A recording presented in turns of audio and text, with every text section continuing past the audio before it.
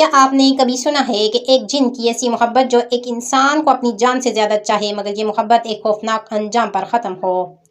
یہ ایک سچا واقعہ ہے۔ صحرائی علاقے کے ایک چھوٹے گاؤں میں مریم نام کی ایک معصوم لڑکی رہتی تھی۔ ایک رات جب وہ صحن میں چاند دیکھ رہی تھی، اچانک ہوا کا ایک ٹھنڈا جھونکا آیا اور ایک مانوس سی آواز کے کانوں میں گونجی، میں تمہیں دیکھ رہا ہوں سالوں سے۔ شروع میں مریم نے سوچا کہ یہ خواب ہے، مگر رات در رات یہ آواز آتی، اس کے کمرے میں گلاب کی خوشبو بھر جاتی اور تکیے کے پاس نایاب تحائف پڑے ہوتے۔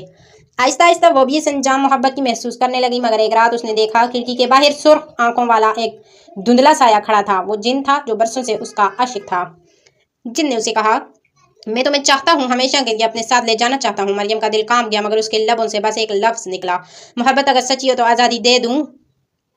اگلی صبح وہ جاگ اٹھی، سب کچھ خاموش تھا، صرف دروازے پر ایک گلاب اور ایک قطرہ آنسو کا نشان، جیسے کوئی ہمیشہ کے لیے رخصت ہو گیا ہو۔